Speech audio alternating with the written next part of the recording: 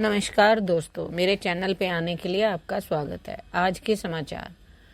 Drone से अमेरिकी युद्धपोत की फोटो ले रहे थे चीनी स्टूडेंट्स, साउथ कोरिया की पुलिस ने दबोचा।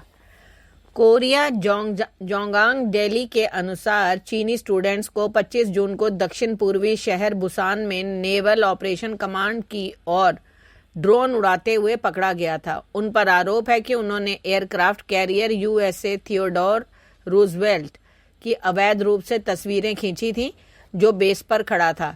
यह जहाज कैरियर स्ट्राइक ग्रुप 9 का एक परमाणु ऊर्जा चालित एयरक्राफ्ट कैरियर है। यह दक्षिण कोरिया, संयुक्त राज्य अमेरिका और जापान के नौसैनिक अभ्यास के लिए विध्वंसक यूएसए हेल्सी और यूएसएस डेनियल इनॉय के साथ 22 जून को बुसान नेवल बेस में पहुंचा था।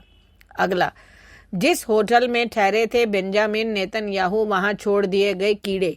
अमेरिका में इजरायली पीएम की यात्रा का भारी विरोध। गाजा में जारी युद्ध के बीच इजरायल के पीएम बेंजामिन नेतन्याहू की अमेरिकी यात्रा का जबरदस्त विरोध हो रहा है। वहीं बड़ी संख्या में लोग नेतन्याहू के विरोध में सड़कों पर उतर आए और उन्होंने राजधानी वाशिंगटन की तरफ मोर्चा की।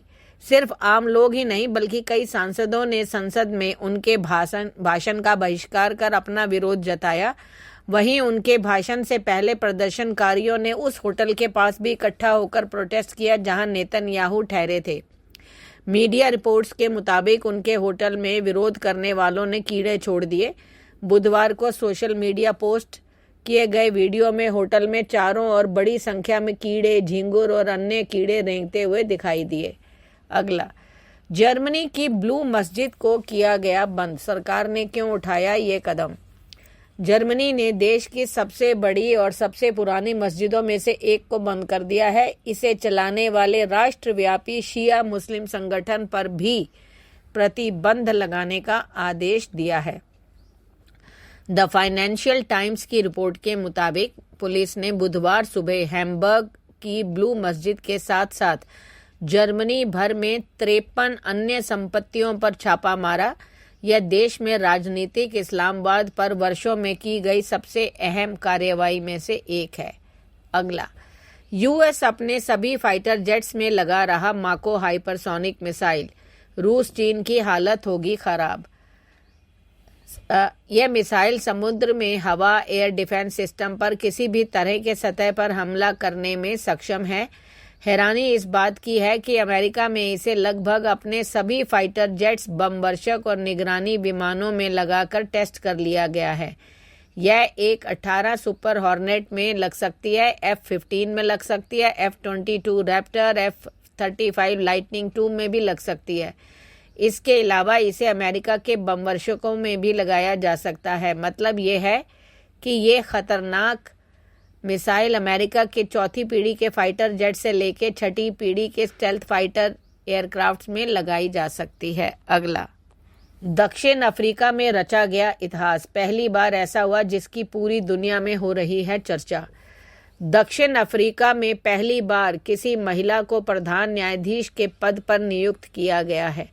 दक्षिण अफ्रीका के राष्ट्रपति सिरिल रामाफोसा ने वर्तमान उप प्रधान न्यायाधीश मंडिसा माया को बृहस्पतिवार को देश की प्रधान न्यायाधीश नियुक्त किया। दक्षिण अफ्रीका की प्रधान न्यायाधीश के पद पर माया का कार्यकाल 1 सितंबर से प्रारंभ होगा। वह मौजूदा प्रधान न्यायाधीश रेमंड जोंडो के सेवानिवृत्त होने के बाद उनका स्थान लेंगी। अगला, नासा ने अंतरिक्ष यात्रियों की वापसी पर दिया बड़ा अपडेट। अभी तय नहीं है कोई तारीख। अमेरिकी अंतरिक्ष एजेंसी नासा के 2 अंतरिक्ष यात्रियों को अंतर्राष्ट्रीय अंतरिक्ष स्टेशन से वापस आने में 1 महीने से अधिक की पहले ही देरी हो चुकी है। अंतरिक्ष यात्रियों के बोइंग कैप्सूल में आई दिक्कतों को इंजीनियर के दूर करने तक वो इंटरनेशनल स्पेस स्टेशन पर ही रहेंगे। यह जानकारी अधिकारियों ने बृहस्पतिवार को दी। टेस्ट पायलट बुच विल्मोर और सुनीता विलियम्स को अंतरिक्ष प्रयोगशाला में लगभग 1 सप्ताह रहना था और जून के मध्य में वापस लौटना था, लेकिन बोइंग के नए स्टार लाइनर कैप्सूल में थ्रस्टर में गड़बड़ी आने और हीलियम के रिसाव के कारण नासा और बोइंग को इन्हें अधिक समय तक वहां रोकना पड़ा है। धन्यवाद।